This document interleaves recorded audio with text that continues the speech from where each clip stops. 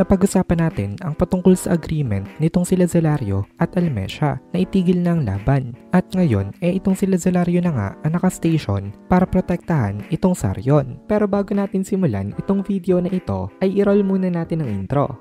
Hello everyone and welcome to my channel, ang inyong source ng Tagalog na Tansura Contents. Sa channel na ito ay pinag-uusapan natin ang mga nangyayari sa may Tansura universe. So without further ado, let's get into the video.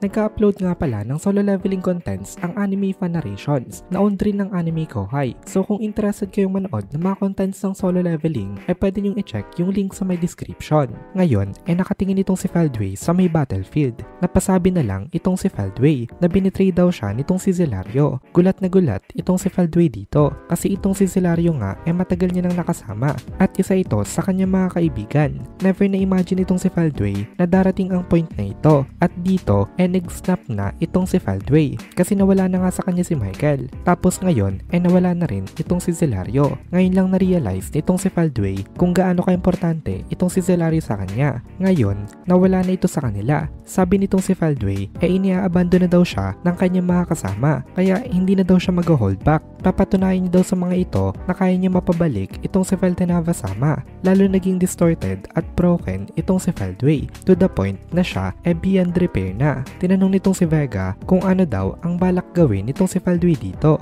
Yes, nandito pa rin itong si Vega at napaka-easygoing nitong karakter nito. Wala siyang sense of responsibility. Then sumagot itong si Feldway sa kanya. At sabi nitong si Feldway, ipagpapatuloy lang daw nila itong kanilang plano. Kaya nagtanong itong si Vega na hindi daw ba supposed to be ay sisirain dapat ni Milim itong Sacred Tree. Pero since hindi nga daw yun nangyari, paano na daw yun? Sumagot naman itong si Feldway sa kanya na wala naman daw dong problema. Kayang-kaya naman daw nila na sirain ang Sacred Tree later. Although nagbetray nga itong si Zelario sa kanila hindi daw masyadong apektado ang plano nitong si Feldway dito. Intact pa rin itong kanilang plan at kaya pa rin nila na ma-execute ito. Hindi nagigiba ang confidence itong si Feldway na magsasaksi sila sa kanilang ginawang plano. Then ngayon nagbigay itong si Feldway ng order. Sabi niya magsama daw itong sila Dino at Vega at ang task daw nitong mga ito ang i-conquer itong labyrinth. Tuwang-tuwa naman itong si Vega ngayon kasi sabi niya finally daw makakagalaw na rin siya. Tumingin din itong si Feldway kay Mai Furuki kasi pinapasama niya rin ito dito. Itong si Mai kasi merong key sa may Heavenly Star Palace. Kaya niya mag-teleport pabalik at paalis dito gamit ang kanyang instantaneous movement. Duplicate lang itong kay Mai. Then meron ding original key in possession itong si Feldway. Pero para sa Heavenly Star Palace lang ito kasi ang key daw na nagko-connect sa may Heaven's Tower at sa may Earth in possession lang ng isang tao at ito ay walang iba kung hindi itong si Felside. Ang ginawa pala nila Feldway dinuplicate nila ng maraming beses ang mga keys na meron sila at binigay nila ito sa iba't iba nilang mga kasama. Pati itong sila Dino nakatanggap din ito pero hindi natuwa itong sila Dino. Ngayon punta na nga tayo sa may invasion na gagawin nitong mga ito. Since wala na daw ang biggest fighting force ng labyrinth na si Veldora, ito na daw ang perfect timing para sumugod sila. Then nagsalita itong si Vega na makakapag-expect daw ng good news itong si Feldway sa kanya. Tapos umalis na itong team na mangi-invade dito at naiwan mag-isa itong si Feldway sa may Heavenly Star Palace. Tumawa bigla itong si Feldway na mag-isa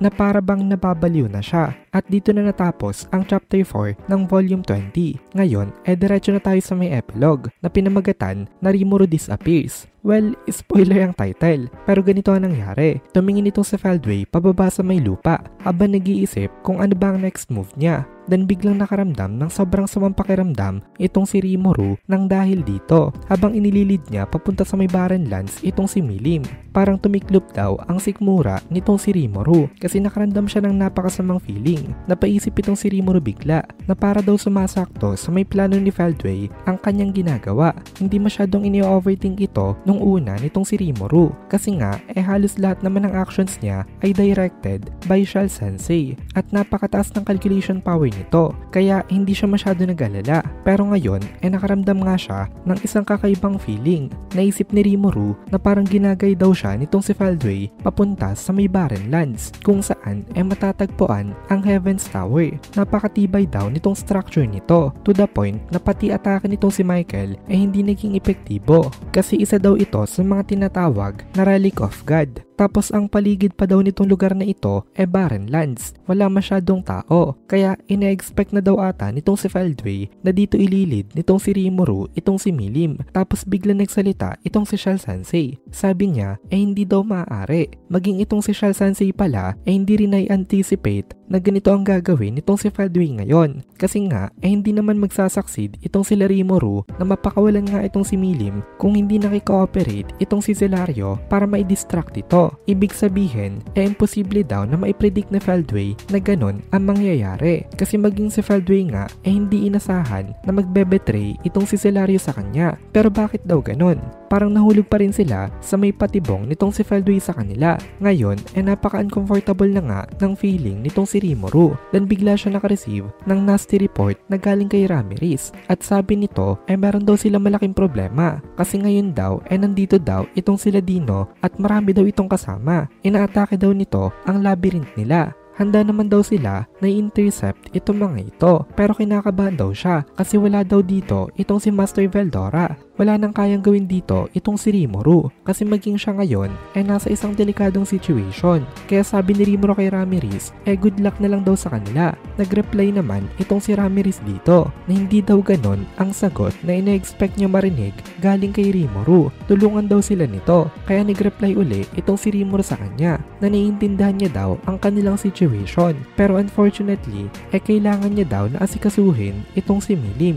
Ang susunod natin na video ang last part ng volume 20. At dito na muna natin tatapusin itong video na ito. Kung nagugustuhan mo itong mga videos natin, ay please consider joining the membership para mapanood mo na agad ang mga kasunod na part dahil palaging advance ang ating mga members. Also, ay please consider leaving a like at mag-comment ka na din para ma-boost naman tayo ng algorithm.